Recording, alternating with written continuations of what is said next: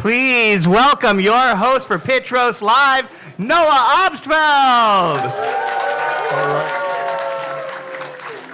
All right. Thank you. But you know what? Just real quick. It's not Noah Obstfeld. Oh. It's Matt Hooper. We're gonna do H-O-O-P-E-R. H-O-O-P-E-R. So we're just gonna try that again, okay? From the top. Sure. Okay. Please welcome your host for Pitch Roast Live, Matt Hooper. Okay, all right. But you know what? This is embarrassing, really for you, only a little bit for me. Oh. It's Investor Roast Live with Matt Hooper, H-O-O-P-E-R. Okay, H-O-O-P-E-R. Look at that. Everybody here went to college. Okay, Investor Roast Live with Matt Hooper. But we got this. We can do this together. All Teamwork. Right. Are you sure that's it? That's it? Okay. Please welcome to the stage your host for Investor Roast Live, Matt Hooper. All right. Look at that. Third time's a charm. You love to see it. Welcome, everybody, to Investor Roast Live. I am your only host for the evening, Matt Hooper, H-O-O. There's still only like 2/3 of the room. That was kind of tough. It's a real joy and privilege to be here. Now, unfortunately, Noah couldn't be here. He has hantavirus. I know. He did some weird stuff with rat poop. Don't Google it. One of the challenges of the evening ahead is going to be how to persevere without him, but persevere we can. So now a little bit about me, okay, which is really what this is all about. I was born here in New York City some 38 years ago. Right? It was a different time. Information traveled differently. It was extra, read all about it, right? Newsboys. That's how we did stuff back then. Nobody. What are you doing? The whole point of this was to allow me the spotlight, okay? This was a collaboration on social media only, right? This is caveat. This is the most don't do this to me. Don't do this to me. This is the best venue in New York. This is all I have, Noah. Okay, how am I going to make this go away? What if I gave you some sponsors? Who? One bank, one law firm. Gonna have to do better than that. Okay. 2 banks, 3 law firms, 1 membership to a co-working space, and an SDR at AWS. How long's the co-working membership? 6 months. Okay, and you said AWS? I love AWS. AWS. Securing your data, securing your hostages. Thanks, AWS. All right. Thank you, AWS. And just a quick round of applause once again for me. And really, this isn't. All right, come on, we got to do this again. We actually really untie you. Take your show back. Give me that. Hello and welcome to Investor Roast Live. I'm your host, Noah Obstfeld. How are we doing tonight? Oh, that was a close call, but nothing I'm not used to with these ropes. Anyways, welcome. We have a very special edition of the show today. From a round of applause, who's been to a Pitch Roast Live show before? Awesome. So Pitch Roast Live is a startup pitch competition comedy roast show. 4 founders pitch, panel of comedians, and investors roast the pitches. But today, we have a very different edition. A better edition, some would say. One aided by an entirely new, very tall co-host. How many of you have been to a Right to Invest show before? Okay, fewer of you. Thank you, Dad. But it's a fun spin on your. What am I doing? It's a fun spin on your usual evening. It's where investors have to earn the right to invest in generationally talented founders. Okay, thank you. Anyways, tonight, Right to Invest and Pitch Roast Live are having a baby, and that baby is Investor Roast Live. A beautiful, hairy Ashkenazi baby. Thank you. Without further ado, we're going to bring up our first comic, and then after a little bit of stand-up from our incredible comics, we're going to tell you more about how the show's going to work. Please welcome, you've seen him before on Pitch Roast Live, Dan Carney. Thank you, yeah. Why don't you hop on out of here? Thank you. It's a real hazard. How we doing? How we doing tonight? All right, that was pretty tepid. Pretty good. It's hot. It's hot out there. Feels good, right? Feel horny. Feel good. Feel loose. It's been a slow winter for a lot of us. Gets real sad, real like, oh, I'm gonna kill myself. Now it's nice. I'm like, I'm gonna forgive my dad. That's what I'm gonna do. People are like stopping, making small talk in New York, like nothing, like they weren't a piece of shit like 2 months ago.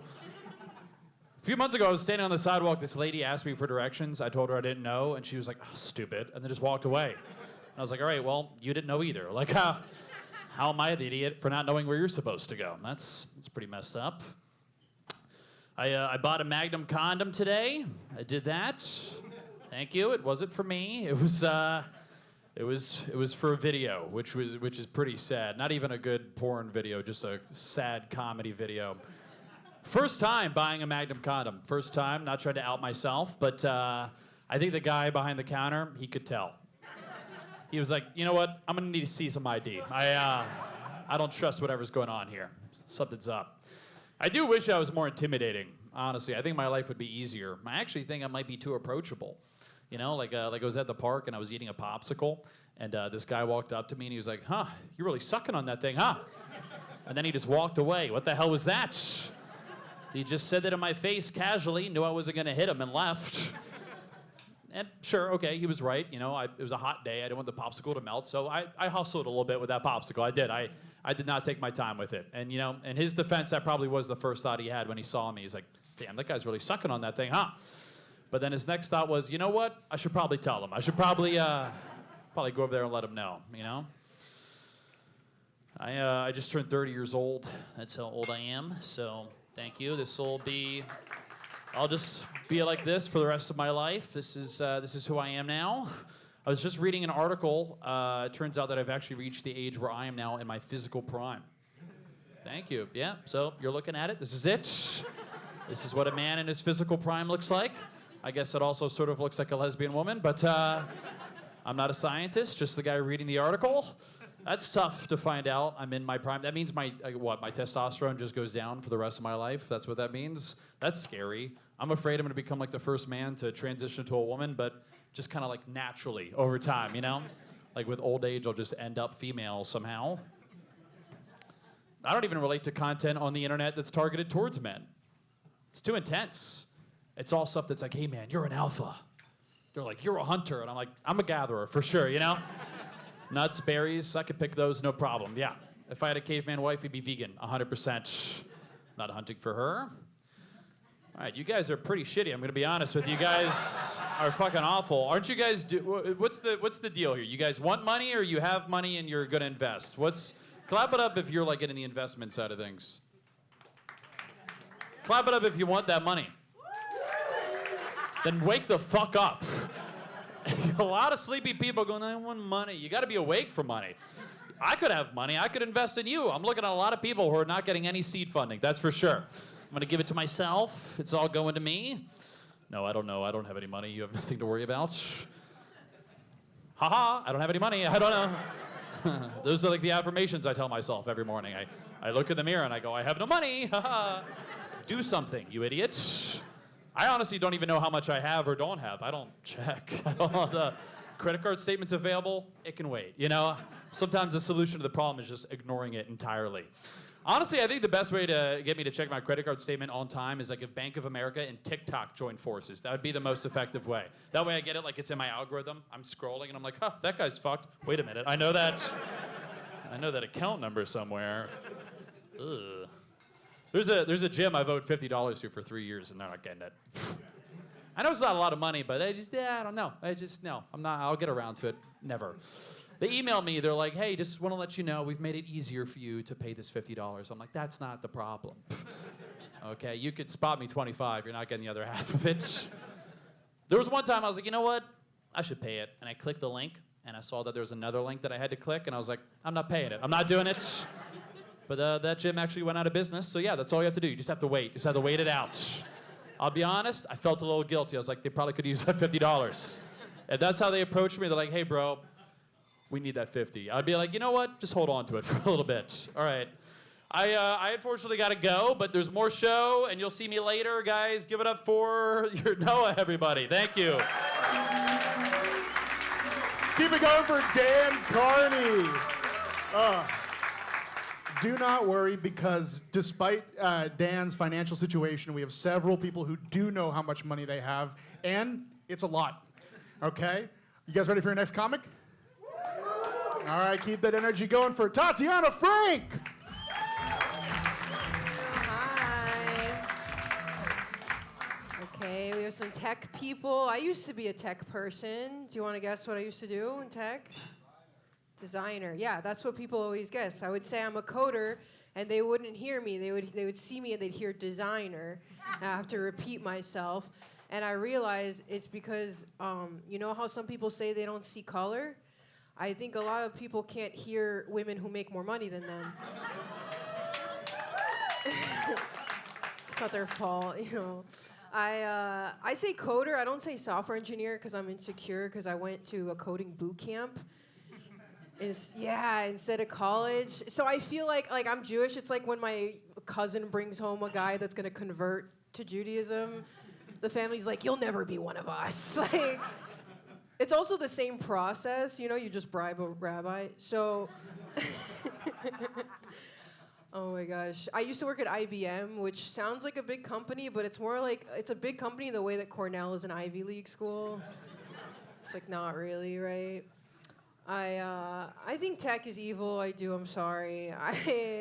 Like my dad, like growing up was a taxi driver. He immigrated to this country and he started a business. It was great. It was a taxi business. But then Uber came along and it took over, right? Because tech companies are like the mafia. They come in, they replace everything, right? And at first, I understood it because it was a better service. But then over time, it got shittier, like all these tech things, you know? Like at first, it was good, but then they started introducing new levels of poor. That's how I know the economy's not doing great, because every time I open up Uber, it's like a new level, right? It was like Uber X, then it was like Uber Share, now it's like Uber You Drive. I'm driving now. It keeps going. It's like, Uber, open up the glove compartment. Uber, I need you to do a job for me on the day of my daughter's wedding. My dad cared a lot about appearances. Even though he was an immigrant, he didn't have a lot of money. He wanted to appear rich, so he always had a Gucci belt on, which is incredible. I appreciate that he put the money into the Gucci belt, you know, because I got hit with that belt. So I'm not bragging, but Italian leather does hit different.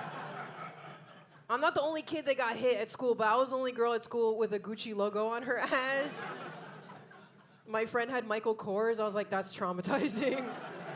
I feel so bad for you. I'm dating, you know. I have a boyfriend now, and I think it's finally a healthy relationship because he doesn't try to be a macho guy. You know, these guys, it used to be my type, these like big, strong alpha guys. They look kind of like,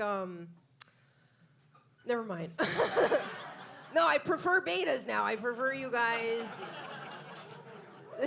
I don't want a big guy anymore. You know, the thing is, they made it political to be a big alpha guy. And the other thing I realized, I live in New York City. It's not humane, you know? I would see my big guy doing circles in my tiny apartment. I'd be like, he should be outside. He needs a backyard, you know? Set him free. I got a flimsy guy now. He blows away with the wind. He's so whimsical, you know? He's so full of joy, because that's gay. And fellas, set yourself free. Just let yourself be gay. It's beautiful.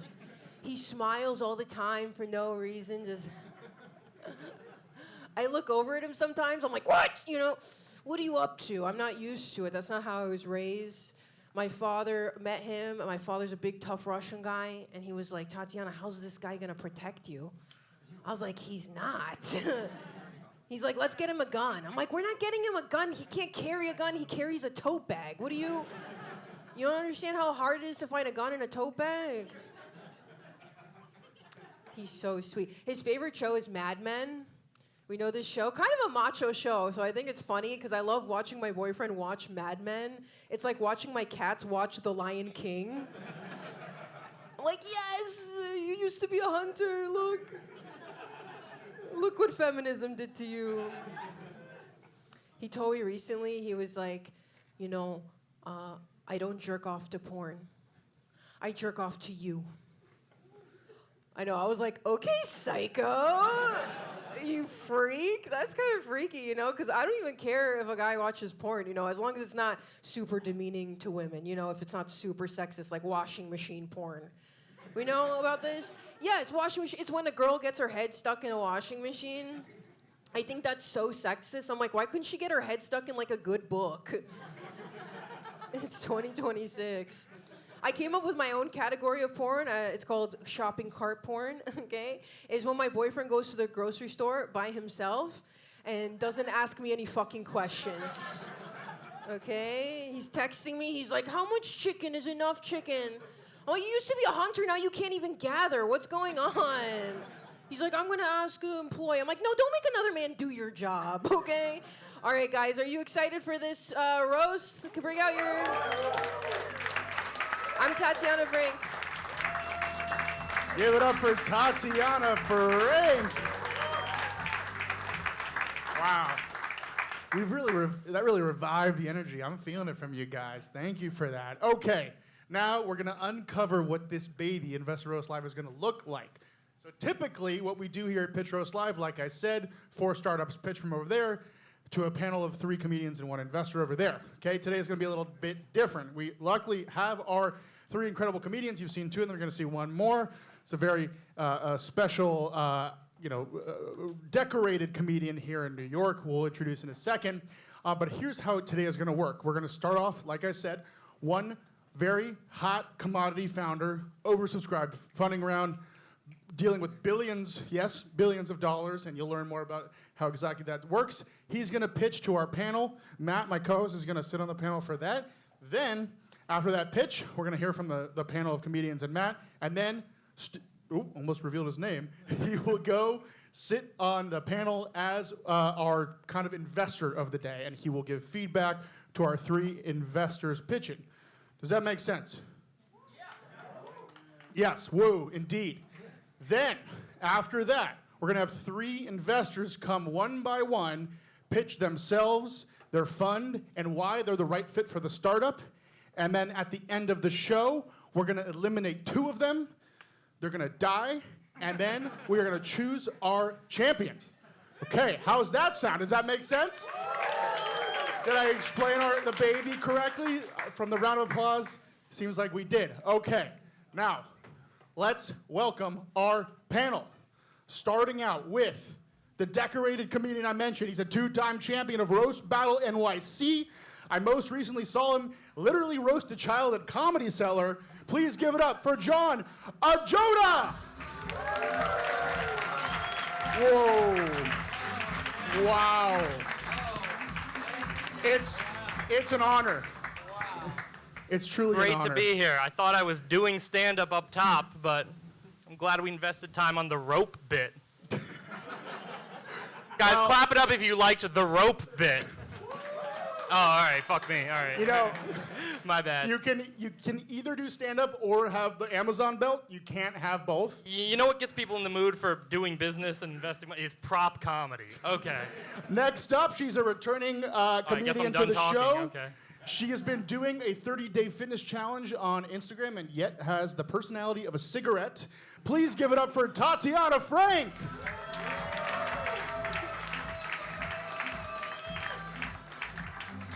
Welcome, welcome. Next up, he's the host of Right to Invest and our panel stand-in for our founder round of Investor Roast Live.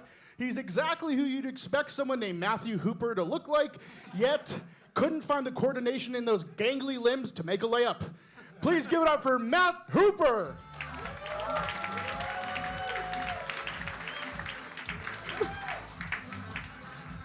H-O-O. And last but not least, it's his 3rd time on Pitch Roast Live. Pretty soon we're gonna have like a 3-timers jacket. After this show, he will go directly home. Please give it up for Dan Carney.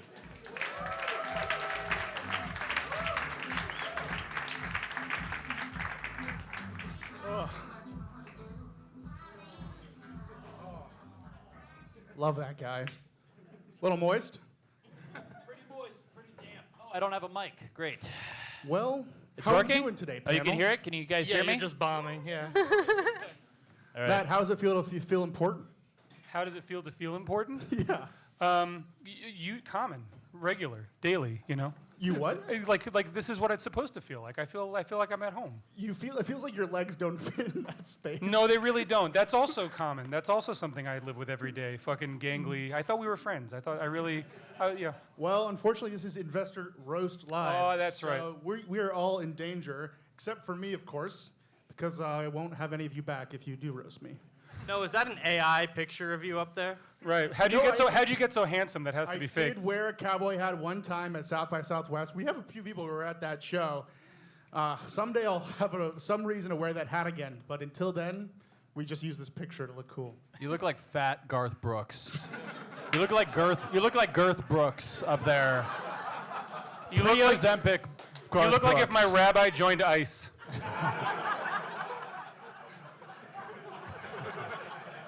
All right, you know what? Those were so good. I'm gonna allow it. Girth Brooks? How are we supposed to go up from there? It's your show, buddy. You wanted to talk shit about me, said I had nothing to do after this. I have plans. What are you, a descendant of Donald Duck suddenly? What I have was that? dreams. All right, yeah, what are your plans? We don't have to talk about it now, yeah.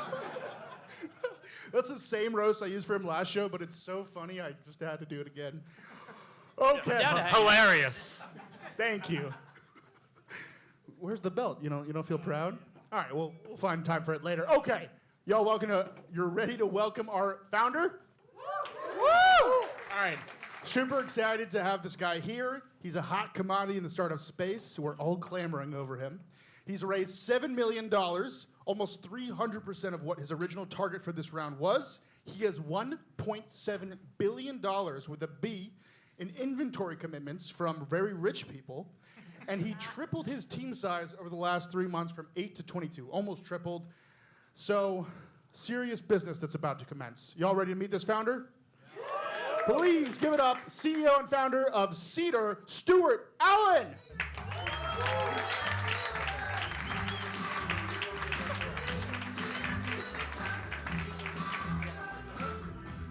Hello, everyone. Brought that in case Noah got hungry up here.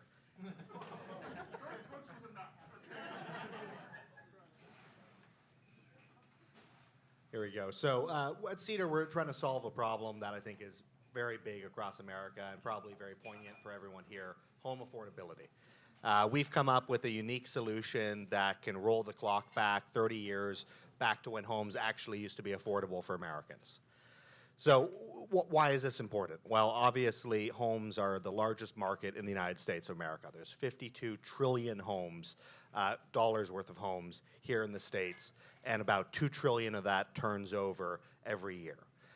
Homes have gotten more and more unaffordable for people, going up to about 6 times the average income, and in places like New York, it's 8 or 9 times the average income.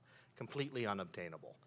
And this is a big deal, right? That means that people are buying their first home now when they're in their mid-30s or late 30s, and in places like New York, San Francisco, parts of Texas, LA, places where people live and build innovative things.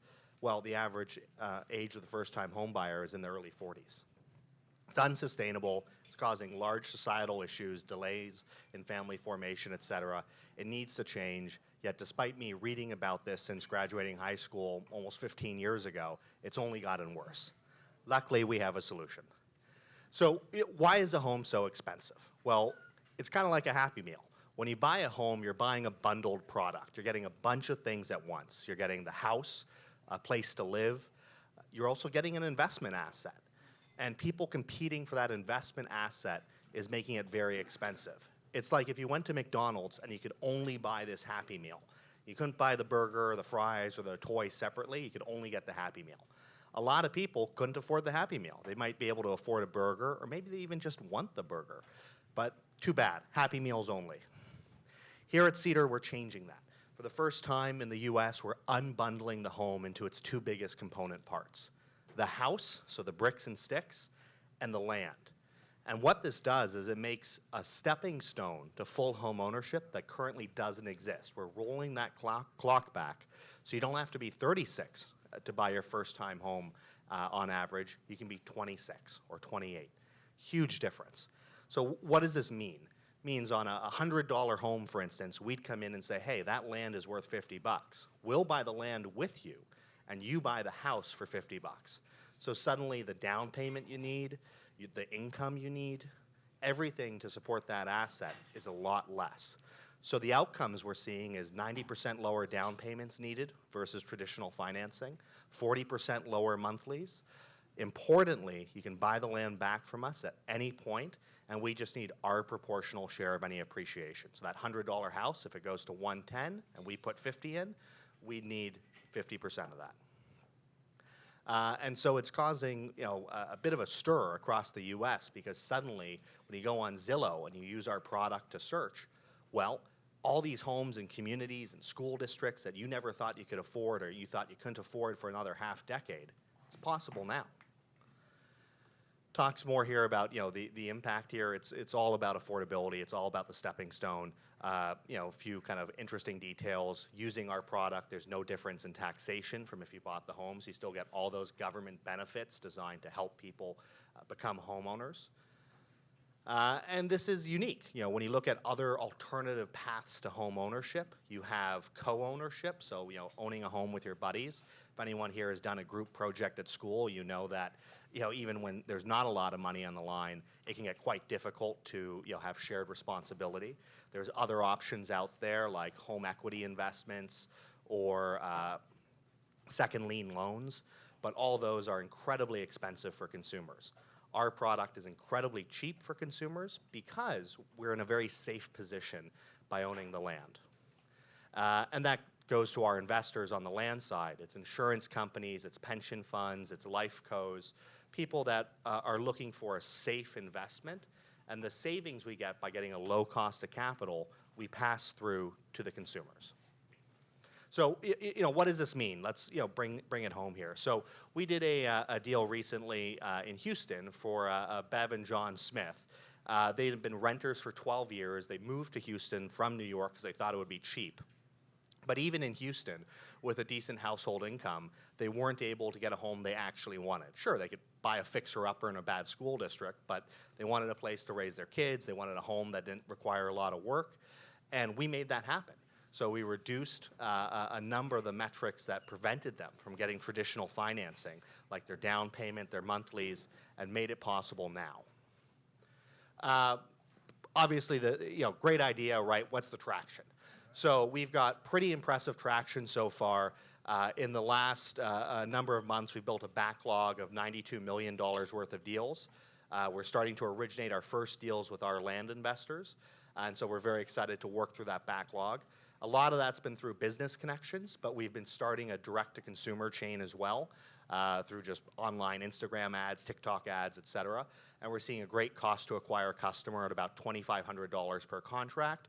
We make $20,000 or $30,000 per contract. So it's a very good kind of flywheel for inputs versus outputs. And then we've seen tremendous traction from investors in the land themselves. We've raised $1.7 billion in commitments, of which we're now actively originating about $600 million towards the end of the quarter. So we're very excited about that. Who are the people doing this? Very excited to have a stellar team. We've got Alex sitting way in the back. He's our head of product.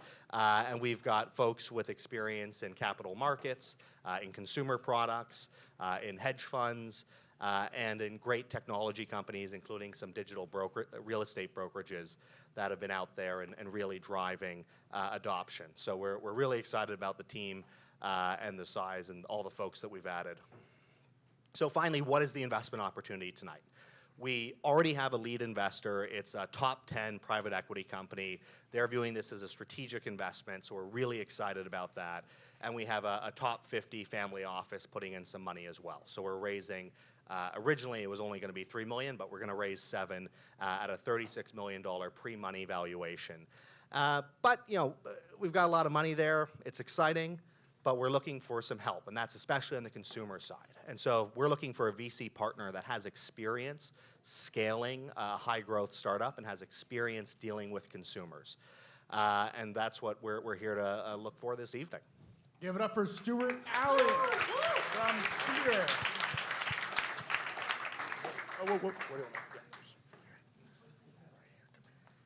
All right, panel. What are our thoughts? Well, there's no food, just so you know, in the Happy Meal box. No. We should you probably are salivating. We should probably just get that out of here. I'm gonna just put this away so we're not distracted. Don't mind me. Please continue. Can we go back Yum, to the yum, yum, board yum. of the team? Yeah, can we? Can we go back? It only had a forward button, I thought. Yeah, is buttons. Jason Herrera dead?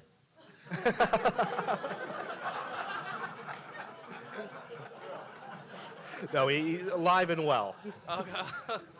Because his former director. Oh, he was until he joined us as VP. I think it's a step up in the world. Okay, good for him. Rest in peace. But no, first of all, give it up for this presentation one time, everybody. Give it up. What's I should know this as the investor. What's a land investor? Because this is a safe space. You could just say racist. That's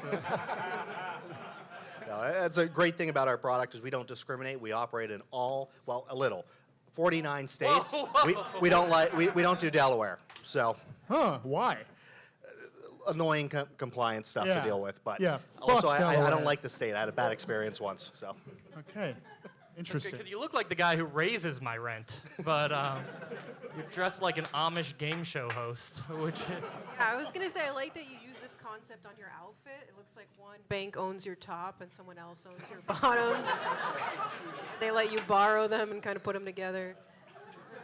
Sorry. Couldn't afford a matching outfit, unfortunately. But that's why we're here today, so we can raise another $2 million for a nicer outfit. appreciate it. Yeah, what is the product though? What are you guys landlords? Is it a website? Yeah, so it's a financing product, right? We come in and we join you to buy a home, and we buy it together. We own the land portion, you own the bricks and sticks, and you can buy the land from us whenever you want at just our proportional interest in any appreciation. You keep saying bricks and sticks. You sound like a wolf that's gonna blow their house down. Hold on, the bricks was fine, yeah. One missed payment and that shit is getting straw torn involved? down. Certainly not, yeah. So you'd own the land. Could you just like show up and hang out on my yard? This is my territory. It's a great question. So you have full use of the land for 100 years. So you have plenty of time to buy us You could out. come and hang out. Shoot us. Can't right? use it. We can't use it. It's all yours. Yeah, how many of those 49 states can you shoot somebody in if you were to come on our land? Isn't no that why clue, you're but not a in few of them. Delaware? Let's get real, yeah. You do look like a garden gnome, so that works out. I like the way you look. I like the way you looked. That was when you were in high school 15 years ago. That was Appreciate it. pretty Yeah. wild. Wait, can we go to slide number 9 Harry real quick? Potter Dumbledore. Yeah. I like you knows the number. Yeah, no, I took notes. Just as a constructive criticism, if we're trying to talk about credibility, maybe not cite a guy named John Smith. Not real people for obvious reasons. Bevan So what the John. fuck is that then? Oh, it's a real deal, real numbers. It's just Yeah, why are you calling her Bev? Are you guys fucking? What is? we are friends. Yeah. Way too comfortable. Is that the catch? You get to fuck my wife if you have my. We own the land. We could fuck your wife whenever we want. Get over here, Bev. I'll fuck her outside. She's No inside. one I got won't the fuck rope. her. All right. Please, it's Beverly. Shut the fuck up. Her name's Bev. So does She my looks house bad. have to hover over the land? Because what if you want to build like a Dave and Buster's? Or It's a great question. So as long as you keep it residential, it's fine. You can't suddenly put up a gas station or but I own the large sticks and the condo. bricks. You Exactly. can't tell me in which way I configure the sticks Yeah, and what bricks. if we were to buy a transformer house? Yeah, so that's perfectly fine too. Yeah, as long as it stays zoned the same way it is. What is the $54 trillion market? For two reasons. One is I had a hard time following what that was, like what you were, sort of to her question, what's the product? And also 54 trillion, let's be honest, sounds a little bit like a made up number. Well, Like that's like saying a gajillion dollars, right? Like that's, it's from the Fed, and you'd be surprised to learn that collectively we owe about 40 trillion in Don't look at government me. debt. So, but no, that's the value of all the single-family homes in America, and of that, about 2 trillion turns over every year in home sales. Is it that she couldn't afford the rest of the letters in Beverly? Is that did you No, split no. up? I know. I wanted I to say think it earlier. he's renting out the rest of her Yeah, name. the rest So of the he name. owns Bev, and then they own Early. It's like a name share. Sure. Yeah. Name share. It really only works with longer names, so that's why John couldn't get involved. Damn. All right. I do have a question. I noticed something really interesting. I'm curious about this company here. What's wrong with them? Well, they actually went bankrupt. They went bankrupt? Yeah, should probably take them off there. Damn. Did it have something to do with the sort of hackneyed rope bit? I think their executives were into prop comedy. So So if you own the land, can I like build something on there, like a statue of myself or something? Like I can like do whatever I want yeah, with the as land. long as you don't start drilling for oil, mining for gold. So or if I drill for turning it oil to and I find industrial. oil, it's your oil? That's our oil. That's fucked up, man. That's what this game is. Is they're just trying to get to more oil. And you're like, yeah, you can live in our oil working station. Can you like tunnel under my house? We could if we're sufficiently deep. What? Whoa! You're building tunnels underneath our houses? You're trying to get sufficiently deep with my wife? Sufficiently deep? I mean, Bev isn't even here to defend herself against such fucking comments. You're making me look like a conspiracy theorist. They're building tunnels underneath our home, Bev. Were you, babe, were you in the tunnels again? You know you're not supposed to go in the tunnel. Bev, get out of the tunnel. There's nothing there for That's you. really, do you know how deep? That's really interesting. Yeah, like 500 or 600 feet at least. Okay. But below that, it's mine again. I'm How back about, in. how about the core? Whose is that? I have no clue. I'm not a legal scholar. So Interesting. Okay. And why would we write you a check? I got some on my team. I'm still very interested. You talked a lot about pre-money. Let's talk more about pre-money because I'm also in a state of pre-money. and A perennial. And there's thank you. Pre-money, Yes, there was. premature ejaculation, Yes. just all the pre. I pre a lot of things. Damn. Yeah. Pretty cute. Prepubescent. Premature, prepubescent, premium, Pre-transition. pre-transition. to male. We went female, male, female. So what is pre-money? It's just a form of calculation. So you Gotcha. can calculate it post-money, and that would be that 36 million plus the 7 we're trying to raise. So you I can gotta either hang out say with you more, man. The 36 mental million free gymnastics. or So when is the money? When do we get to money? we should be profitable in about a quarter. Like we got the pre-money, I understand the post-money. Ideally, we all are. So when a Where's the mommy money? and a daddy love each other a When lot. Bev and John. I do have one more question. Can you help us understand this $1.7 billion number a little bit more? Yeah, it's essentially Is that a apart from purchase the order. 54 trillion? That's a real question. Yeah. Okay. So it's essentially a purchase order where we've had capital markets investors saying, hey, if you can originate this asset, we'll commit to buy up to 1.7 billion of it, and hopefully a lot more. So what do you need this asshole for? Hey! All right. Give it up for Stuart Allen! Thank you, Stuart. Thank you, Stuart. Okay. Now, with my mics, Look at you double fisting over there, right at home. well, usually it's the ropes and the double fisting, but today we're kind of divvying them up. And they're Thank big you. and black, just like you like it. I do. Okay, now as Stuart literally takes a bite of his burger, we're going to delay, but he will join us out in the panel here shortly. So, Matt, that's your time there. You have anything before you leave the panel? I felt seen, I felt heard, I felt part of this community, and I don't really understand the difference between 1.7 billion and 54 trillion, but I've also learned that math is meaningless, our time is finite, and it was an honor. So thank you, everybody. Yeah, give it up for Matthew Hooper. HOO. You'll love to hear it. Okay, let's keep it going. All right, so now we are going to bring up. Whoa, yeah, let's just. Okay. You guys want to do like a popcorn reading? Maybe we can start. This presentation has been provided. Popcorn, John. This is like the whole fucking thing, though. All right, everyone got it? Good? Okay, cool. Kill your mom. What the fuck? Why would you kill Don't read that part.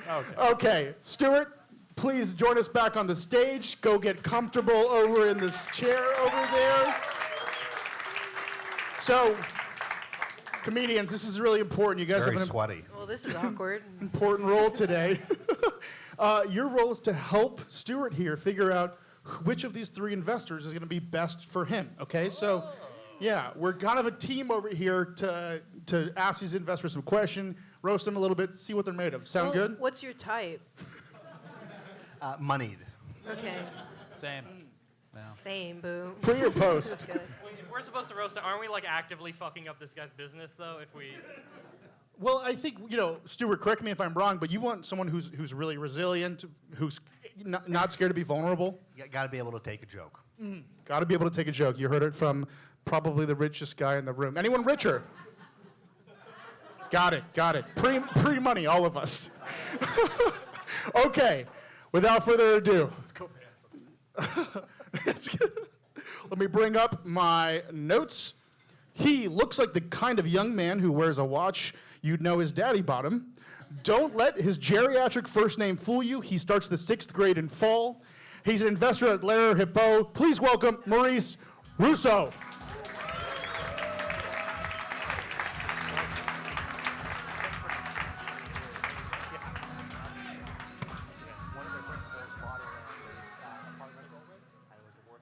Thanks, guys.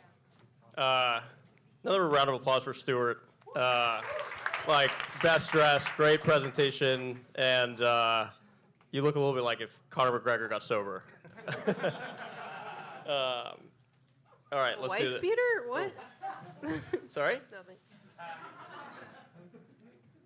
This way? Yeah. All right. This photo is way too big, but I know that guy. yeah, you do. You do now. But anyways, hi, I'm Maurice. I'm an investor at Lerer Hippeau. I'll give you a little bit of me before I get into the fund. Very basically, I started my career out of college as a full-time poker player for a couple of years, to my fiance's disdain.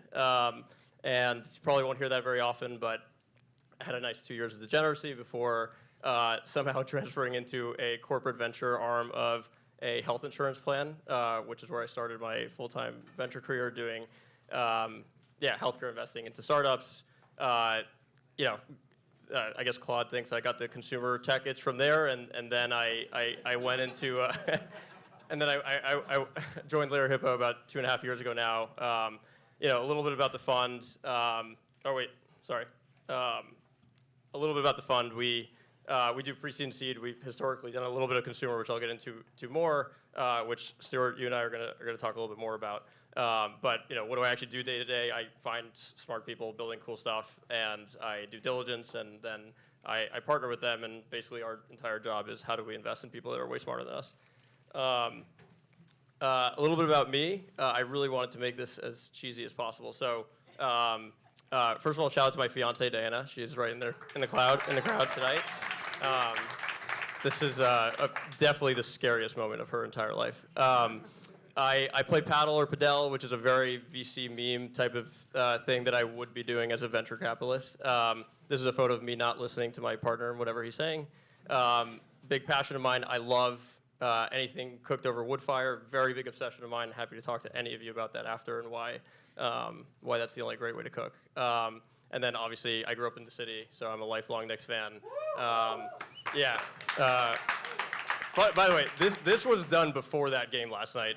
What a crazy. Anyways, we'll talk about that. Lerer Hippeau, some of our companies here. This was the one slide I stole from my firm, and it is funny that we have a 90+% founder NPS, which basically just means we surveyed the founders that we already gave money to and said, how are we doing? And probably put a lot of pressure on them in case they say anything bad. But it makes our slides look good. But we've been really grateful to throw a bunch of events, over 400 companies over 16 years, and actually now 30 and counting founders that have become LPs, which just means they have invested in our funds since, hopefully selling their companies for a bunch of money.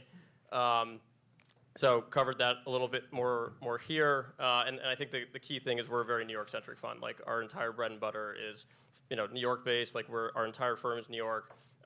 Honestly, I'm here on stage because I feel like this is also a very New York thing to do, and I don't know. I feel like that's cool. We probably could have put some other portfolio companies on here too, but you've probably used some of these, if not Warby Parker, Casper, Venmo, companies like that, especially coming out of that New York boom in the early days. yeah, thought I'd spice it up a little bit, get started on some controversy. But these are the 3 funds that are going to be pitching today. And as you can see, there's a clear winner on the right there. Remedy's great. Shout out to Jess, who you'll hear from in a second.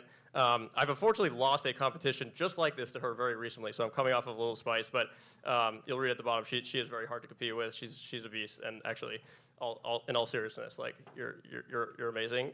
Signalfire, on the other hand, Tony is a good friend of mine, but I think they're a little bit more focused on insurance. Tony and I talk about insurance a lot, which I'm less interested in. I'm a little bit more interested in helping the consumer, Stuart, which effectively is what I think you're trying to do here. So yeah, effectively, just at the bottom, he has a great beard, but a little bit less experience in consumer. Whereas for us, some of the portfolio companies that we mentioned like that is our bread and butter. So yeah, and then to get to our special guest here a little bit. You said the IBs can't help with engineers or media, and like that's what we do. Like a little bit of the backbone of the fund. The founders of our fund have co-founded Huffington Post, and we were founding investors in Axios and BuzzFeed and a ton of that kind of stuff. We have an entire network of portfolio talent in New York that can help you with your next hires coming out of Warby Parker, Casper, Class Dojo, you name it. You wanted to build a consumer media presence. Again, I will admit I have a little bit of an unfair advantage here, which I hope you take into account, but like that is entirely what we do and what we're good at. And obviously it is my job to occasionally lie to founders and say that we're really good at some other stuff, which is what Tony's about to do, by the way. But this is definitely where we shine. So yeah, that's us. Thanks, guys. Give it up for Maurice Russo. Thank you. Wow. You feeling okay, Tony? Okay. We'll see how that continues. Panel, thoughts on Maurice? Do your worst. Hate this guy.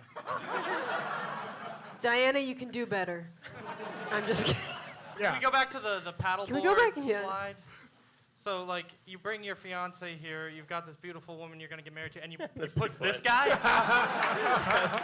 Who's this guy? And you said you made AI write this? Claude write this? Is that what you said? Yeah, I would not be a VC if I didn't do that. You couldn't have AI use AI to tell you about yourself? It has very good context across everything. Okay. Are you going to use AI to write your vows? Funny enough, you can tell by her facial reaction, she has literally said to me, if I find out, I will divorce you. Good. Good. And by the way, that is not a joke. So that is one line I will drop, and I'll keep you posted. Okay. Is Noah just going to lurk behind you the whole time? Yeah. Yeah. I don't mean to. No, you're good here. Right. Is there like a sniper fire? Why does he have to stand in the exact spot? Okay, wood fire and grilling is me? not a personality trait. What in the Zuckerberg is this shit? Get a real personality. It's just like, I don't know that I'm that interested. Yeah, I'm a big besides that. stove girl. What are you talking about? S'mores is my life. What are you... Favorite thing in the world?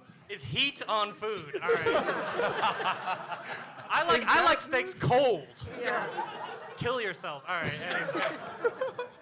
Yeah, that's extreme. But we can all agree on the Knicks, right? Come on, let's hear it for the Knicks.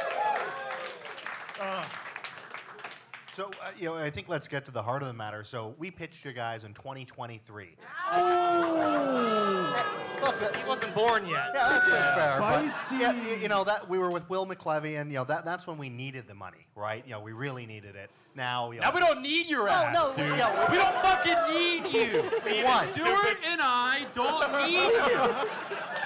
You gotta fight for us if you want us. Come on, give us some money. Look, we've had our glow up now, and what's changed, right? Why should we think about taking you back? Just to be clear, you pitched Will, not me, right? Shout out to Will if he's listening to this. Well, I mean, you said it yourself. Like, you were in the early stages of your journey. Now you're wearing a beautiful jacket, and you've made some good money, and you have a... Soon we'll have a matching outfit. Yeah, right. We'll get you matching pants and everything, and we'll And you have a top 50 family office, you got a top 10 private equity firm, and as VCs, all we really like to do is just follow other people that seem smarter than us. So. I think Yeah, how do I get that job? Because you keep saying that. You're like, oh, we have a lot of money and we just give it to people. That sounds awome. That's why it's a very hard job to Are you get. like the best guy at your company to do this? Or? Like objectively, no. Okay. Is this how you propose? You're like, if you wanna fucking marry me, we could do that maybe. Yeah. I don't know, Hey, at least it won't be AI generated. That's okay? true. Yeah. Our Looking at engagement phones. photos did not come out that great, if that's what you're asking. Well, I think the answer. Don't ever say that. Don't say that.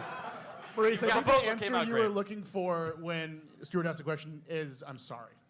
Can you just maybe say that to him? I really, really apologize. No. for- Imagine you want to propose to this man. This man is the love of your life. And he's at the airport. Thank you. Should we get the rope out? Come on, I'm trying to show you something, right? I appreciate that. All right. All right. Good man. I'm Yeah, really we don't glad need that fucking money. Me and Stuart are good. We're good over here. We'll hear everybody else out. Hey, keep this up. You're gonna be post money pretty soon. I don't know if that's good or bad. No, your girth is blocking the talent. You gotta step back. All right, thank you. There you go. Fat fuck. All right, anyway. Jesus. Let's keep it about Stuart here. It's not about me. It's about Stuart. Girth Brooks, really, I just keep thinking about that. That's tough. Came for the king. I don't know what that means. Also, you mentioned being from New York 72 times. Are you from the West Village? What are you insecure about? What is? West Village would be. I'm strange. I grew up strangely close there, but Yeah. not the West Village. Okay, where? Greenwich Village. Yeah.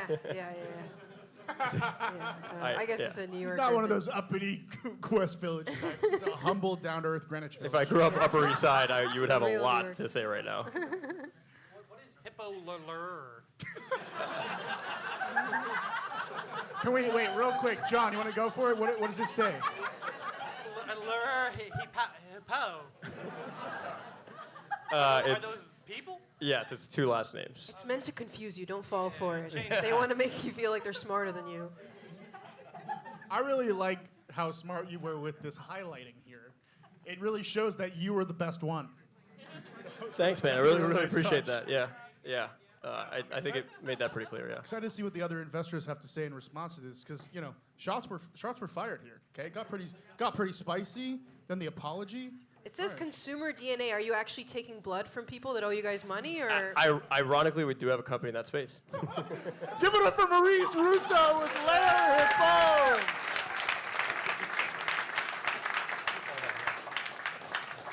A lot of blood money at Lerer, Hippeau. A lot of blood money.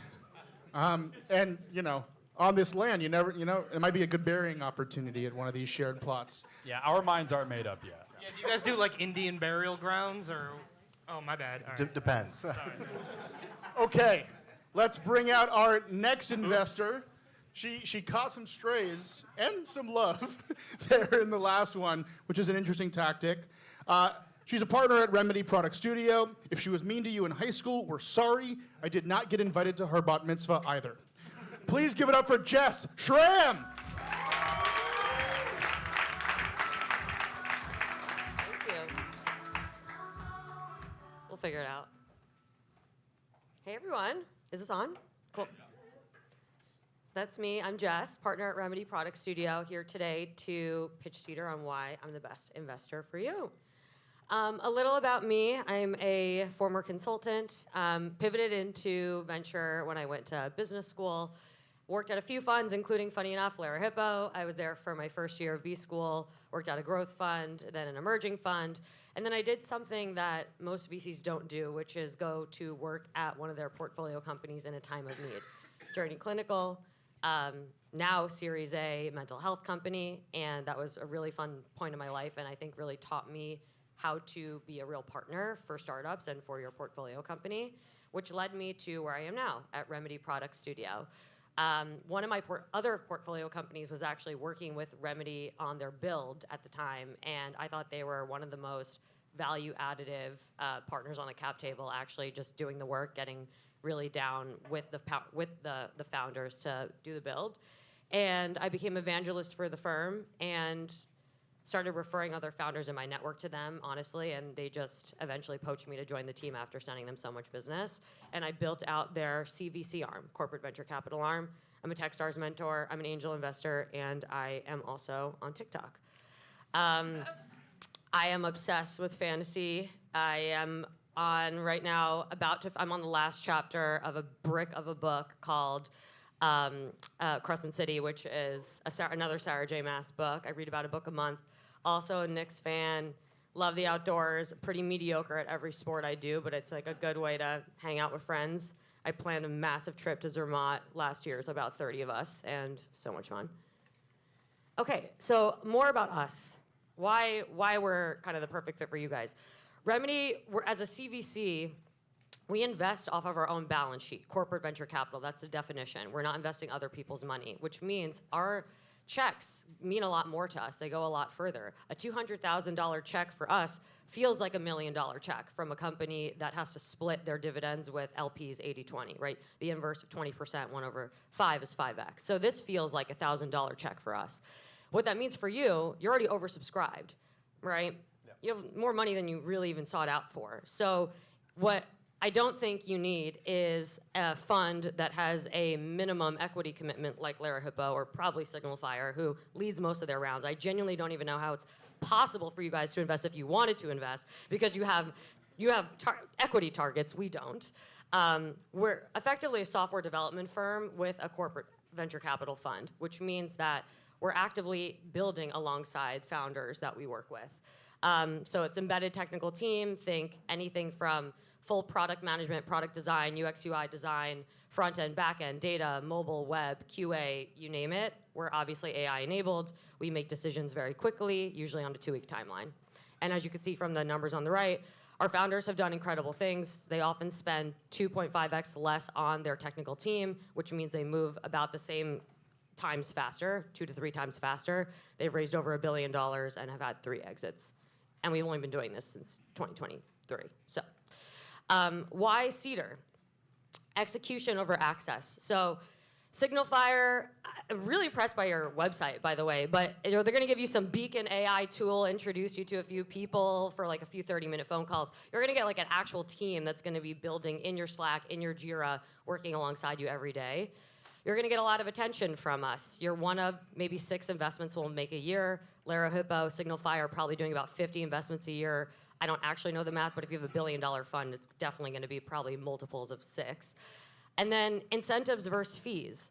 A traditional venture fund makes money regardless if you do well. That's the whole business model. 2% management fee funds everyone's salary. We literally only exist because our companies succeed. We invest off our balance sheet, which implies we have a profitable business to pull from, right? We're actually taking a loss every time we invest in a company, and we're so fucking good at what we do that once the investment's over, they continue to work with us in a fee-for-service capacity, which creates the flywheel for us to stay afloat. Don't take my word for it. This is an actual testimonial from one of our portfolio companies, not generated by Claude Maurice. And it basically just proves that we truly are looked at as part of a team. We're not just going to give you money, walk away, introduce you to a few people here or there. We're going to be building alongside of you, and that's my commitment to you. So let's fucking go. Give it up for Jess Schram. She doesn't know this. She doesn't know this, but I did put her TikTok up there, so if you want to follow her on TikTok, yeah. Yeah, but what about like wood-grilled steaks, though? Because it feels I like... actually don't eat red meat. Oh. I only eat stupid animals. That's like the rule. Hold on. You don't eat... What does that mean? Like, like dumb animals. So like chicken, like fish, or any... Fuck fish, dude. They're just, He's they're like dumber. animal racist. But shouldn't the dumb animals be eaten for Darwinism? That's her whole point. Only dumb animals. Only stupid animals. What about pigs? No, they're very smart. Pigs are smarter than dogs. So you don't eat stupid animals, or you do eat stupid animals? I don't eat red meat, which mostly No, are no, no. the smart animals. Oh, so cows are smart. Yes. Cows are Okay. smart. It goes pigs, cows, chickens, fish, and right in the middle is her line. Okay, all right. I'm on glad board. Sorry. we're helping Yeah. Stuart I figure out I do make exceptions every now and then, like on Christmas or something. exceptions. Why did we just go through that whole thing? Anyways, anything not wood-fired steak related from the panel? Well, I like that you cited a guy not named John Smith. It really, Who the fuck is that, though? That's Kyle. That's Bill Burr. Round of applause. Who's heard of Ash? All right. I mean, you look Fair. like you just made a promise to make this the best summer ever, but I'm going to be honest. Me and Stuart are pretty interested. We liked your presentation. You kept it tight. You knew what you wanted. You cursed a few times, but it was a good risk. It paid off. Not a ton of pictures, but you didn't lose me, which is hard to do. You said a lot of things that didn't make sense to me, which makes me feel like you're smarter than me, and I'm okay with that. That's what we're looking for. You said AI an appropriate number of times in a way that didn't make me scared. Stuart, does he speak for you with those sentiments? No, I think that makes sense. My curiosity is around experience you have in prop tech. Yeah. As you know, some of the That's what I problems was gonna say. in property Yeah. technology, dealing with MLS systems or things like that are a little bit different. Major League I'm glad Soccer. I'm glad you bring it up because actually in Maurice's presentation he said we only work on like dev tools and infra. It's actually the least common category of companies we work with because those startups don't need a dev team to build it. We're typically Maurice, working you with fucking idiot. we're typically working with companies where technology is not their moat, right? And it's like not yours. You're a consumer and like fintech combined. We are working with a company right now in the prop tech space, just to answer your question directly. It's called Reops. It's effectively like an inventory management tool for property managers. So I'm like blanking on the incumbent. It's a massive incumbent. It's trying to usurp that. It's like very Salesforce clunky. Do you know the company I'm talking about? Not familiar, no. You would if I remembered it, but because everyone uses it. Every like in real estate investment. CoStar or? No. I don't. Oh my This God. is a boring conversation. Anyway. Let's talk about something else. Yeah, I'll circle back with you. But yes, we do prop tech. Reops is the company we're working with right now. Nice. Yeah. Do you read anything other than smut? Literally, no. No. Do you like that? Not familiar with it. Snow is an early stage startup. They do It's different horny things. literature. Romantasy. Those books are just like Romantasy. porn with wizards, is from what I understand, right? She doesn't play around. She gets right to the point. She's like, if I'm gonna read, it's gonna be horny. And if we're gonna invest money, it's our own fucking money. All you other our own money. bitches are borrowing money to lend money, you fucking losers. They have their own money. They don't need They your don't even money. fucking need it. It's a loss. They have equity tables. We're losing money. They're losing money by giving the money. So whose rich dad is it? No, we make money. We're a fee-for-service agency. But you've on been one around side. since 2023. So you always. Oh no, so sorry. The investment, the CVC arm, we've only been investing since 2023. The firm's been around since 2014. And for a while, actually glad you brought this up. For a while, we were obviously just doing this with companies, and a lot of them were going on to be successful. ClassPass was one of our first exits. We had no upside because we weren't always investing. We only recently started investing. And the founders of the firm said, we're leaving money on the table. We're literally responsible for building the technology that is the catalyst for these acquisitions, and we're not getting upside in these exit events. So why don't we put our money where our mouth is and basically combine the reason we're called Remedy is we're trying to combine what's awesome about dev shops, which is the cost-effective and flexibility of technical talent, with the incentive alignment and high bias for action of an internal team member. That's the remedy. That's what we're trying to fix what's broken about outsourcing and what's broken about venture, of which it's basically So- here's the money and we're not really doing much You for were you. so good at building product, you said we should just invest in the product too.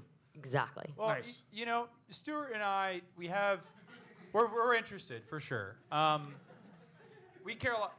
Amenities. What can you provide, like PJ, courtside seats? What are your connections to, major sports teams? Maybe AMC A-list. Those types of things. Jess, any thoughts? I don't have many connections Sort for you. of like a sweeten the deal kind of thing. Doesn't know the name of that big real estate company and no connections. Maybe Not a good look. AWS. Oh shit. Maybe I love AWS. AWS. We can give you some credits. I was gonna say, you guys have so much money, you couldn't buy more TikTok followers? 5K is not a lot. Yes, No, plug your no, own it's personal. not. Wait, you know what? You're right. It's not a lot. And yet, one of my best performing portfolio companies found me through TikTok last July when I had even less followers. So it's not really about the quantity. It's quality, baby.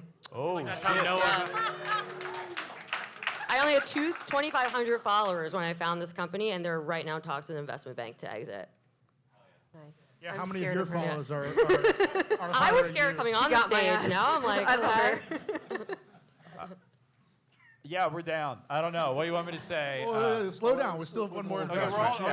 we haven't made a decision yet. Okay. Bring And the other last- loser out. Yeah. Just kidding, I'm just kidding. Give it up for Jess Schram from the Remedy Product Studio. What a great fucking pitch. Can we shit on Maurice again? Can we skip the last guy and just bring Maurice back? Another 15 minutes of Maurice. Yeah, fuck Maurice, dude. I don't know, man. He Dude, has a straight hairline. It goes straight across. Sorry. I would bring medieval peasant. Maurice back up because he's so shit onable, but unfortunately this next investor, this is a sacred stage here. This is the best comedy show in the world tonight, and unfortunately he's been kind of man-spreading his foot on the stage. In fact, oh, there he goes with the crossed leg. Comfortable? All right. Well, you're gonna be fully on stage shortly, but just after I read your kind introduction. He has the name you'd imagine one of those statues of a fat chef holding a fake pizza outside Italian restaurants would have. Every time I've spoken to him, he has a live deal going on, so he's important. He's a partner at Signalfire. Give it up for Tony Pezzulo. Oh, Tony P. Thanks, man. Okay, so we're not skipping me. That sounds good. That was great, Jess. But, what to say? We're going to see more of Jess. Your fly's down. Okay. I got him. I got him right Fuck away. off the stage. Right away. Right away. Get the fuck out of here. Okay. Wow. All right, good Yeah, luck. That's a bummer. Is this on? Okay, cool. Hello, Sharks. My name's Tony Pezzulo, and I'm here to tell you a little about Signalfire. Stu, we started our careers together. I was actually at Bank of America on Wall Street in the investment banking division, so I started in finance. Moved into private equity at Burgal Sagemount for a while in some highly structured growth transactions, and then I came on to Signalfire 5 years ago to start our New York office. But I'm also just a chill guy, and as you can imagine from my name, I'm from New Jersey. I went to a STEM magazine. We have Jersey? Amazing. And then went to Georgetown, studied finance and physics, and then been in New York ever since. I'm pretty ADD hobby-wise, so I've always got a new thing. This year, I'm trying to get a crossword published in the in the New York Times. Been shot down 12 times, so you want someone who's resilient, can take a joke. That hurts. And all they say is try again. There's no feedback. Big trance fan, above and beyond, Ajodah beats, chess, piano, A and B, thank you. And then, yeah, also a Knicks fan. Everybody's a Knicks fan tonight, that's awesome. My home life, I live with my fiance, who I did include a picture of, who's right here. And our engagement photos came out great, as you can see. Thanks, Maurice, for that setup. We foster dogs through Hearts and Bones. Do it. Adopt, don't shop. We've done 11 of them. These are the last 4. We don't have one right now. It's very lonely. And I'm in East Williamsburg off the L. A little bit on Signalfire. So we're a large fund. We're about $3.5 billion under management. And we do everything from pre-seed, which you've heard a lot about tonight, all the way through growth stage. So one of the reasons for us to partner is we can support you now, but also down the road. And Jess is right. We do have ownership targets, and we can hit them in the Series A, the Series B, and when you're well on the way to being a billion-dollar company. We're bi-coastal, so we're focused here and in San Francisco. I lead our New York office. We're investing out of $1 billion fund right now. We got 160 companies, and I'll get to it later, but if you look up Signalfire at all, and you heard Maurice actually kind of hyped it up, we've been built on an ML engine for the last 13 years, and we use software in the back end to be more efficient at our own jobs. A little bit about our companies. There's a ton of logos on here, but the ones people would know would Row, which is the big GLP-1 company that Serena Williams does ads for. Also Grammarly, which was big until ChatGPT came, and we don't talk about that much. But and then a bunch of others here, depending on your industry that you may or may not know, including Clubhouse, shouts out to COVID, and Lime Scooters. How we're built. So Beacon AI is the back end of Signalfire. And what it means is basically there's more engineers and data scientists on our team than there are investors. And so we look more like a product company, even though we are the same size as some of the bigger funds that are out there.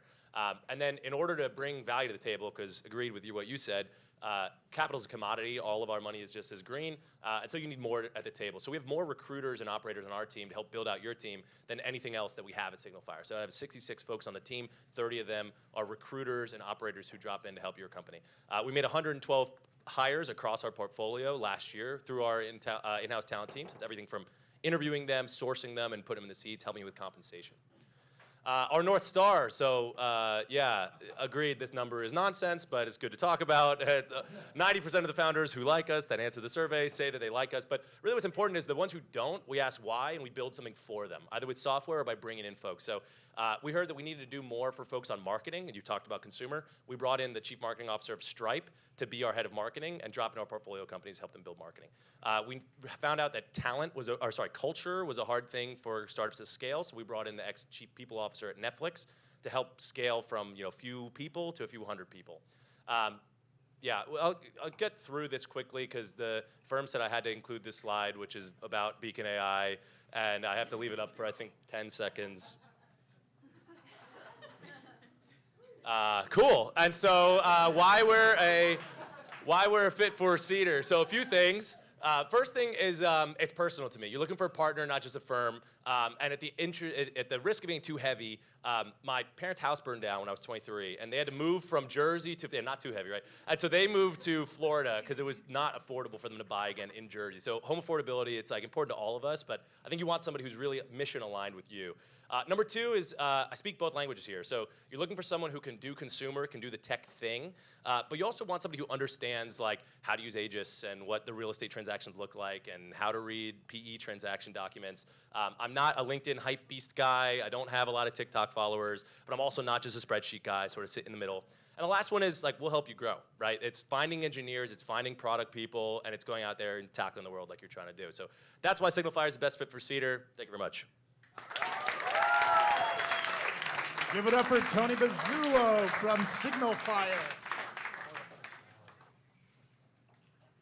We were just saying you seem the most human of the three. It's lovely. It's a low bar, though. You taught Maurice how to make bongs out of apples. Or What languages do you speak?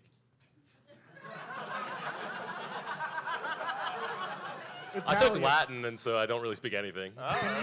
Can you speak one word of Latin? Salve is hello. That is true. Yeah. Give it up for the one word. You don't know I don't understand. What did your parents' house burning down have to do with anything? It's house affordability. That's his whole thing. Oh, I'm sorry. It's our boy Stu. My bad. I thought you were Stu's like in the mix. pleading or that you need a place to live. My bad. My Could fault. help. Well, how'd their house burn down? So it's the second time the house burned down, and it was both times was electrical fires. Once, you know. And we are Italians in Jersey, so there was a lot of eyes sort of squinting at what that was all about. Oh, okay. Yeah. Sort of like an insurance fraud situation. Yeah. Okay. Well, that's good to know, Stuart. All right. You have any policies on the two We owned the burners? sticks and bricks, though, so it was fine at the end of the day. Okay. Let's make jokes about our company, Stuart. It's funny. It's a good joke. you've got too much shit in your pockets, by the way. Yes. I would take that out before I get on That's stage true. next time. Yeah. No, I'm gonna Well, stick don't to my- actually stick to take my it out. guns. Yeah, you're okay. look One great. of the slides you talked about how you foster dogs. We all know that was your girlfriend's idea. So let's be real here. That's true. That's 100% fiance. Sorry, I don't speak French. I know you speak a lot of languages. A real polyglot. Yeah. A lot of fiancés. A lot of fiancés. Yeah. Yeah, what is this? And, What kind of scam are you guys running Yeah. here? Is this like Yeah, when you run Stuart. for president and you have to have a wife? Yeah, it seems like, are they really ready to commit to you if they're just at the They're in the fiancé fiancé. stage? you Maurice know? did compliment my beard. That's true. It's one of the best beards on That's stage. a bad joke, I guess. No, it's a nice beard. He's saying his Your fiance fiancé. is his beard. This guy's gay, yeah. So Wow. you pointed out that you live in Williamsburg, so we're supposed to believe you're just like us. So But humble. East. East. It's so Italian. You there. poor thing. I'm so sorry. He's not off the Bedford stuff, you That's guys. Bushwick. What are you talking about?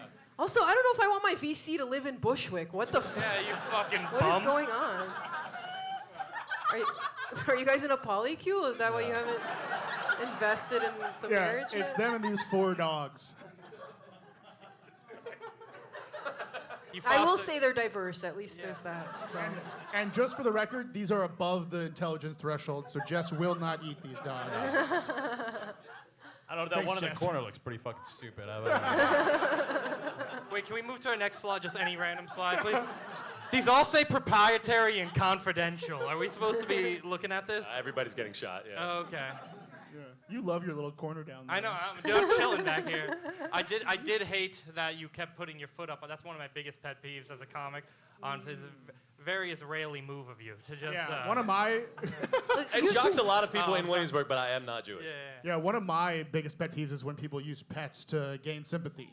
You know, Very cool. that was Noah. better than Thank you gave it credit for. You know, I'm going to ask the same, question that I asked Jess before you adopt our dog here.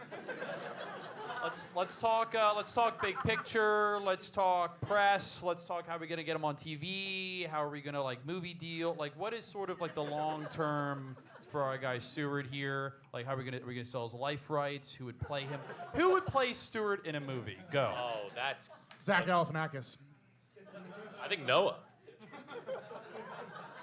Yeah, I'm down. Okay. Dan? That's the worst thing you could have ever said to somebody. Yeah. It's about the meanest thing a human being could say. No, on press, our head of PR was the editor-in-chief at TechCrunch from 2016 to 2021. He's helped a bunch of startups get great placements for their rounds, and that sort of sets off a flywheel for hiring and gets folks on the route.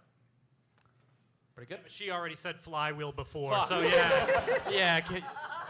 That's a really good point. Do you guys all is there a course where you guys learn to talk Yeah. like this? Is that- Circle back.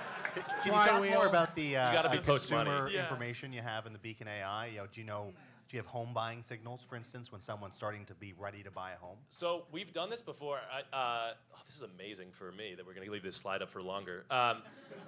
So the answer is no right now, but we've had a bunch of companies which, when they've come on platform with us, meaning we've invested in them, we've bought new data sets and enriched Beacon with it. So the types of things that Beacon does really well is we look at every engineer, basically every software engineer in the West. How many software engineers in the house? Wow. There's so many founders and there's no software engineers right now. Did Yeah, all of 'cause you they go to make more business money. school This is to more- meet yeah, a smart tech Feels person? like a bubble. Feels like a bubble. That's wild. Show is more for the business side. Wow. That's crazy. Okay. Anyway, if you were software engineers, you'd probably be in Beacon. We look at sort of academic backgrounds, promotion trajectory, what the likelihood based on your social postings is that you're poachable. And then we target sort of the top 1 or 2% of those folks, and we recruit them into a talent pool that we can then place at companies like Cedar. So it's a lot about talent placement. You're gonna have to let me know where I am in Beacon. What is it saying about me? Sure, it's good things. It's beacon, not bacon. Oh, felt bad we do about not that. eat pigs. They're too smart, obviously. But we also don't eat software engineers. Too smart. But we will eat all the business people in this room. Too stupid. Yeah. Thank you. I just got the finger. Thank you, audience member. Okay. Any last thoughts for the panel? How many push-ups can you do in a row? Like We were all none. thinking. Would you leave your fiance to close this deal?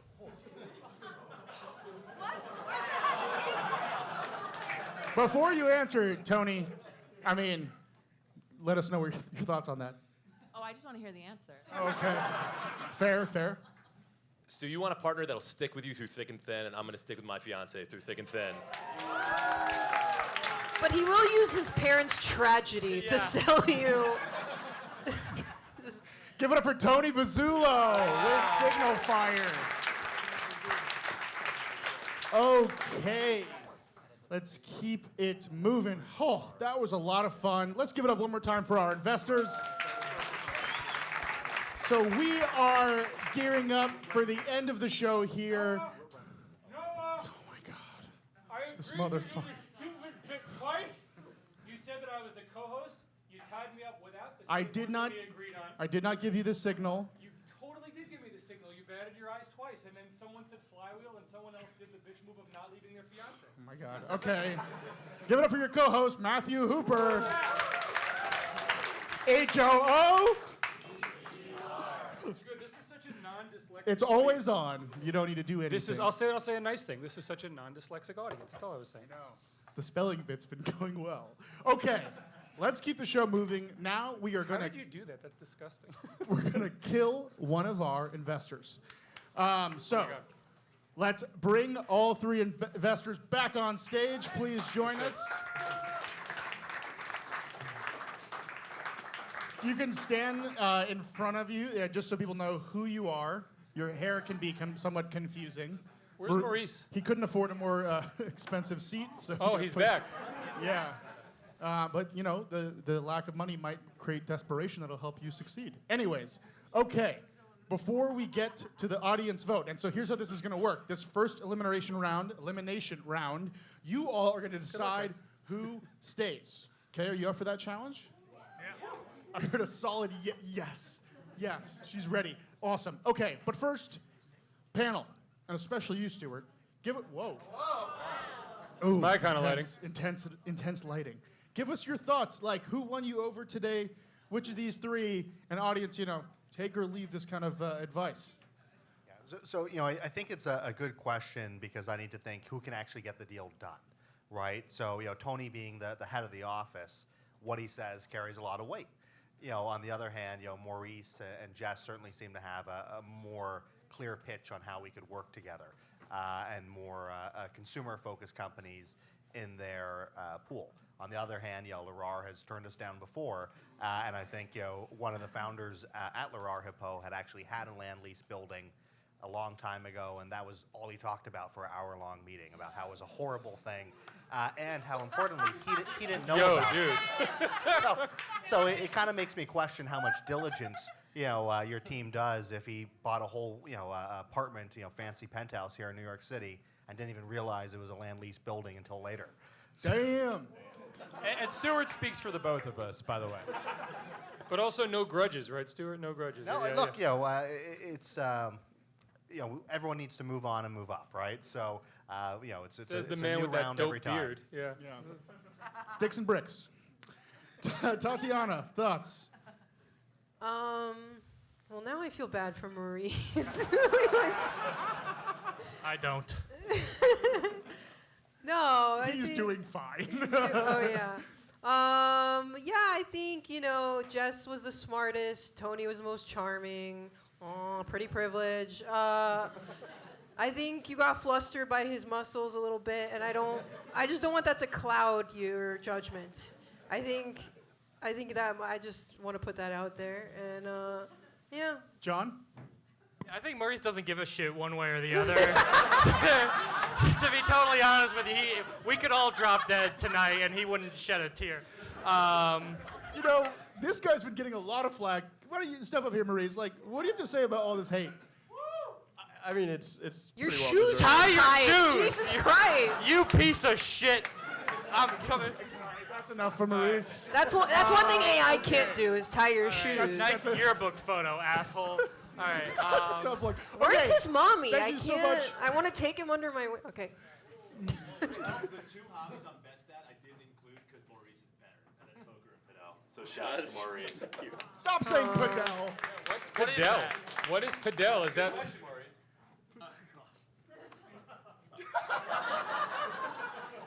It's a newer-ish sport. I highly encourage everyone to try it. All right. Unfortunately, we're short on What time. is it? Wait. Okay. Stop panel. Thank you. All right, audience. Now it is on you. After this round, we're going to have one more round to pick our winner. So 3 investors, please step up to the front of the stage. One by one, I'm going to put my hand over the investor. And audience, cheer for who you want to stay for the final round. Sound good? Okay. Starting off from Signalfire, Tony Pezzulo. Oh, that sounded enthusiastic. But what about from Remedy Product Studio, Jess Schram? There's no children here except for Maurice, so I don't know why the 6-7 move was the thought there. Last but not least, Maurice Russo.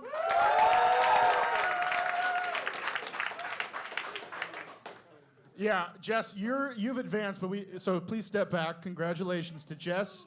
One more for the boys here. And don't hold whatever the hell Padel is against them. Make them arm wrestle. Yeah. Oh, that's a good idea. Shirts off. All right, we gotta keep it going. All right, last round. Is it Tony?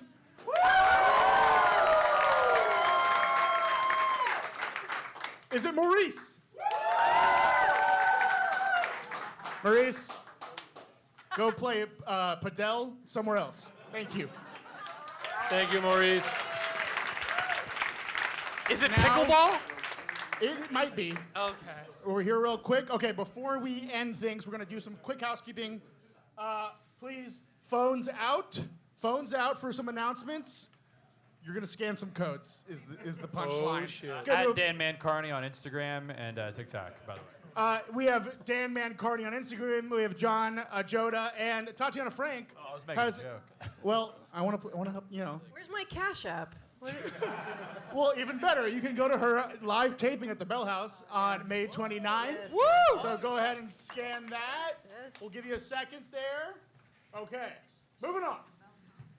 Right to Invest will host their New York Tech Week show June 1st. You can sign up on Partiful here. See a few phones going. Nice. We'll Round of applause for Right to Invest, everybody. Come on. There you go. Yeah. It's awkward enough that I'm like a human periscope, but I'm like looming behind you this whole time. It's good. You can be behind me anytime. Nice. Be a part of the show. We're looking for founders, investors, community collaborators, sponsors. We do private events. It's the most fun, relevant programming for your VC showcase. We have 15 more shows across the country this year. This is my LinkedIn. Sorry. If you want to connect with me, there it is. And next, we have 2 shows for Tech Weeks. If you don't know what Tech Week is, Big VC puts on a lot of events and stuff in Boston and then in New York. So this is our Boston show. It's free right now if you're going to be in Boston for Tech Week. Going to put a paywall up tomorrow. Look at all these people who are not going to be in Boston for Tech Week. Well, you know where they will be is New York on June 3rd. And Hell we yeah. are going to have, we've announced that Dan Toomey will be on that show, but I'm actually about to announce for the first time the other 2 comics. You might know them on the show, Troy Bond and Sienna Hubert-Ross. Okay, so you might have seen them. It's going to be a big show there. You can scan the QR code to come to the show. Unfortunately, that one's $15, but that's not bad. You can follow Pitch Roast Live on Instagram here, and that's all that this slide has to offer. Yeah, no, there's no like sort of size issue with the other show there, and there's no invitation for June 1st, and I really have felt welcome this whole time. I've been tied up, I've been made fun of, and you know what? I've loved every minute of it, pal. Go scan that code for Right to Invest. Come to my show on June 1st. Come to this guy's show on June 3rd. It's going to be a fun week. Okay.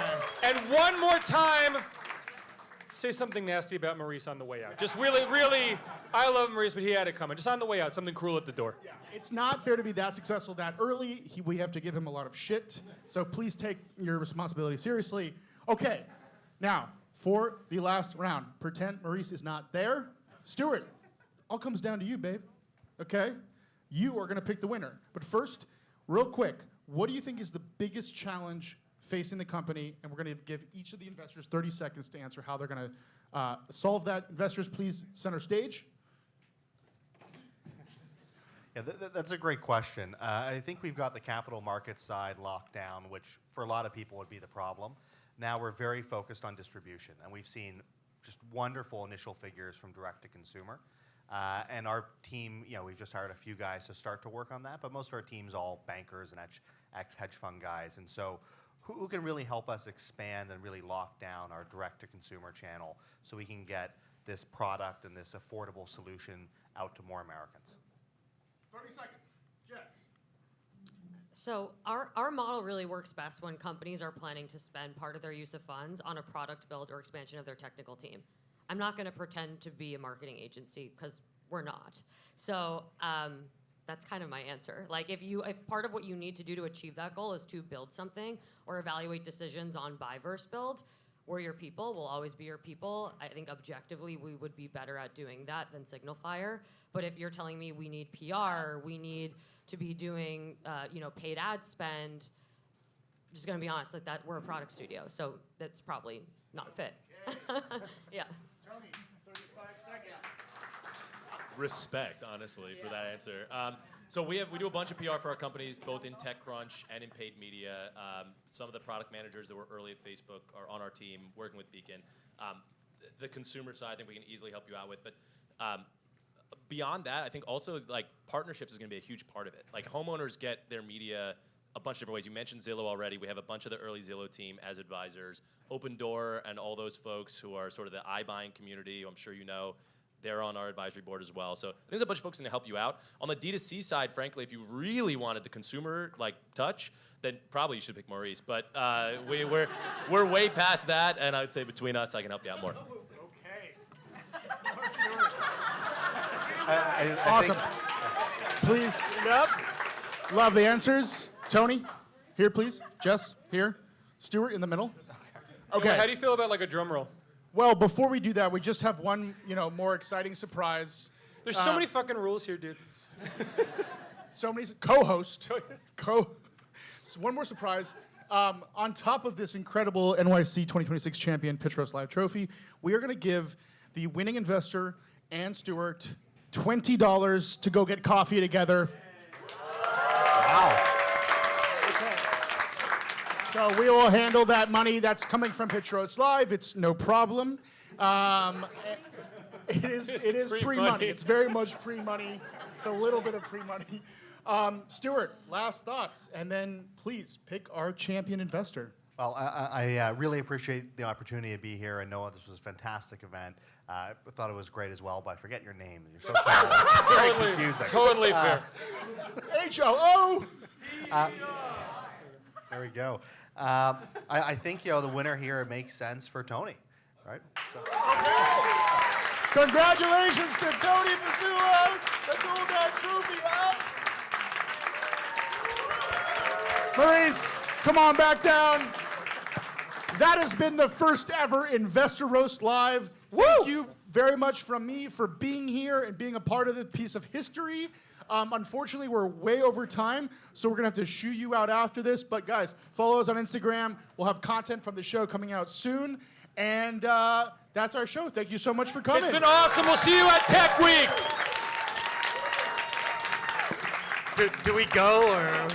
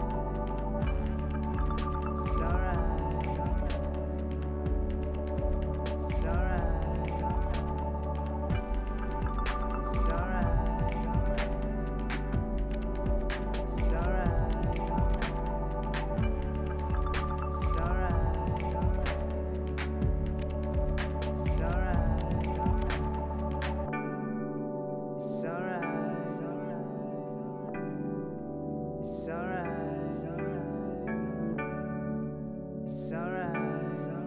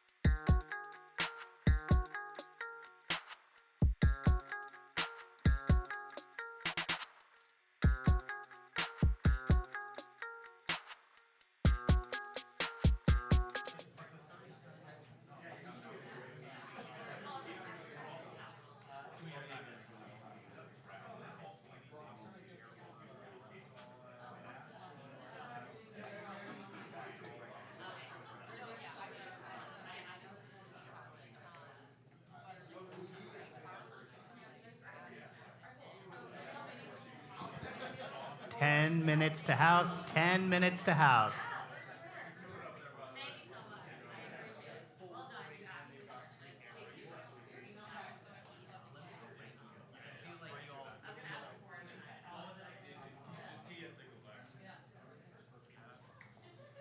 All right, if you are here for this next show and not making $1 million, be up to the top of the stage. We've got more important things to talk about than money. Okay. Wonderful. Spectacular. The best. It's already on. Hi. Welcome back. Hello.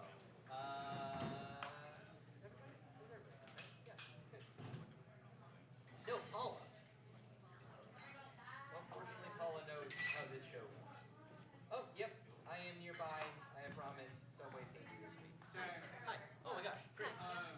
Wait. Yeah. Do you want to just have a seat really quick? Oh, okay. Sorry. And then we'll. It's great. Like you could be up here, but it is easier for me to just make sure. Okay. Cool. So, hi. Welcome to Stage Match Episode 3. Hey. So we're all weird. It's getting better every time, which is how things should work, right? Okay, so I'm just going to talk us through the beats of this show. That if you've seen the show before or been in it, it's a little bit different, and I think for the better. So the way that we're going to do this is right at the top. I'm going to kind of introduce the rules of the show. Like I've streamlined the introduction to be like a lot more like here's what the audience is engaging with and what they're expected to do. Then we're going to bring you all up in random order, the competitors. We are going to have, this is for our, right? This is, okay, cool. So research assistants are now called tenure committee, which is way more badass, and you also have a lot more power in the show, which makes a lot more sense. So we're going to have our tenure committee up here, okay? You're going to be up on stage at the top of the show. With the competitors, when you come up, you're going to be introducing yourself. I'll do like a one, sentence bio to get you up on the stage, get everybody hyped. But then you're going to get 30 seconds to like do your WWE shit talk, peacocking, whatever it is. You'll then hear an air horn. Lenny! You'll hear an air horn, and that is your indication that your 5 minutes have started. If you don't remember what the timer is, hey Paula! If you don't remember how the timer goes, it is like nasty heartbeats. I'll do a demo. Here it is. Yeah. It's so sick. That's what it sounds like, right? Every beat of the heart is a minute. You have 5 minutes, and then at 5 minutes, your mic is just up. Cool? Great? And then I'll come back up, and I'll introduce the next person. Same thing goes. Okay? So that's kind of, and then, this is the change. The tenure committee, so in the past, we've had people choose their tenure committee member. This time we're going to do it like NBC's The Voice style, trademark, and we're going to have tenure committee after each talk, you're going to select your competitor. So you're going to be like, yeah, I love that talk, that's my person, I want them to be right? And by selecting first, we're going to let you have special abilities that we'll talk about in a second. But it's kind of we're just kind of, again, giving you power.